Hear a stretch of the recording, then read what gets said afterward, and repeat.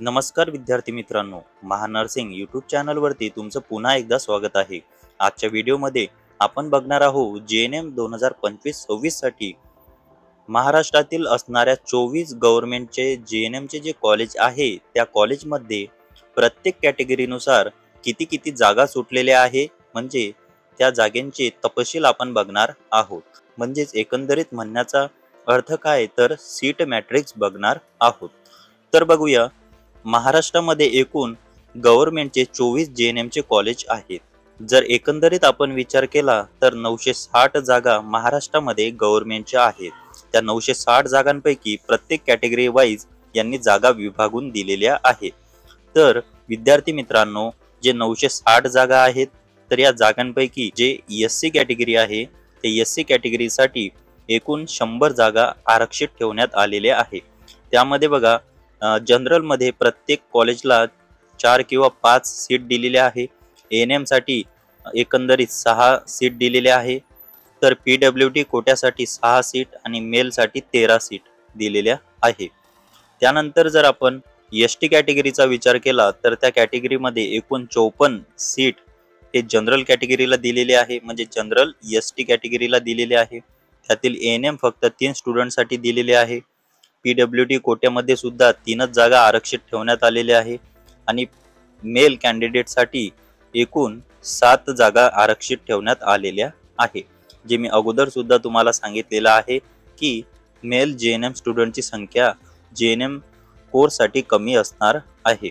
त्यानंतरची कॅटेगरी आहे VJA, त्यामध्ये जनरल कॅटेगरीसाठी 22 जागा आरक्षित ठेवण्यात आलेल्या आहे। तर ANM, PWD आणि मेल कॅटेगरीसाठी एकंदरीत 7 जागा आरक्षित ठेवण्यात आलेल्या आहे। त्यानंतर जर आपण विचार केला NTB कॅटेगरीसाठी एकंदरीत जनरल साठी 20, तर ANM, PWD आणि मेल साठी 4 जागा आरक्षित ठेवण्यात आलेल्या आहे।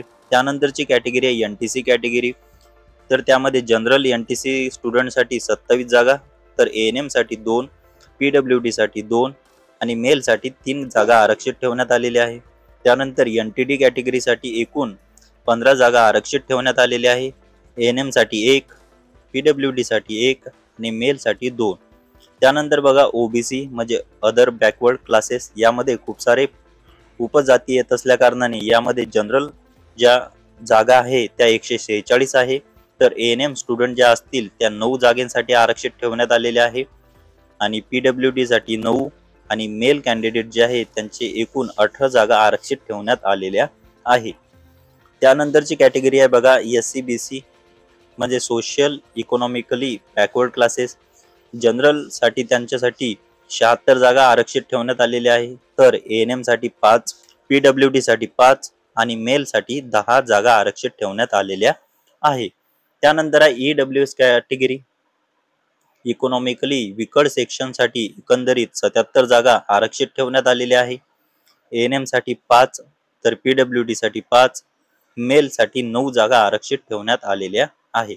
आता त्यानंतर शेवटचा प्रवर्ग येतो ओपन प्रवर्ग। तर ओपन प्रवर्गातील जे जनरल आहे किंवा जे जनरल स्टुडंट आहे त्यांच्यासाठी 173 जागा आरक्षित आहे। त्यातील ANM साठी 14, PWD साठी 14, मेल साठी 29 जागा आरक्षित आहे। तर एकंदरीत विद्यार्थी मित्रांनो, हे आपण जे मेजर कॅटेगरी आहे महाराष्ट्रातील त्या मेजर कॅटेगरीचे सीट मॅट्रिक्स बघितलेले आहे। आता त्यानंतर जे 5% रिझर्वेशनने ज्या कॅटेगरी ठेवलेल्या आहेत त्यातील ऑर्फनेज म्हणजे अनाथ कॅटेगरी, त्यामध्ये एकूण 10 जागा आरक्षित आहे। तर आशासाठी ज्या आशा सेविका आहेत त्यांना सुद्धा जर JNM करण्याची इच्छा असेल तर त्यांच्यासाठी सुद्धा 48 जागा आरक्षित करून ठेवलेल्या आहेत।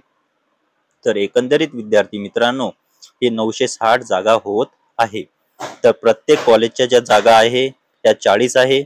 त्यातून आपण जर परत एकदा तपशील पाहिला तर SC कॅटेगरीसाठी 100, ST कॅटेगरीसाठी 54, VJA साठी 22, NTB साठी 20, NTC साठी 27, NTD साठी 15, OBC साठी 146, SC-BC साठी 76, EWS साठी 77 आणि ओपन कॅटेगरीसाठी 173 जागा आरक्षित ठेवण्यात आलेल्या आहे।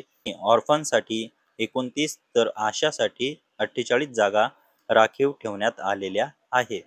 तर एकंदरीत विद्यार्थी मित्रांनो, महाराष्ट्रातील असणारे जे 24 गव्हर्नमेंटचे 24 शासकीय JNM कॉलेज आहे, त्यामध्ये 960 जागांचे जे सीट मॅट्रिक्स इथं शो झालेले आहे.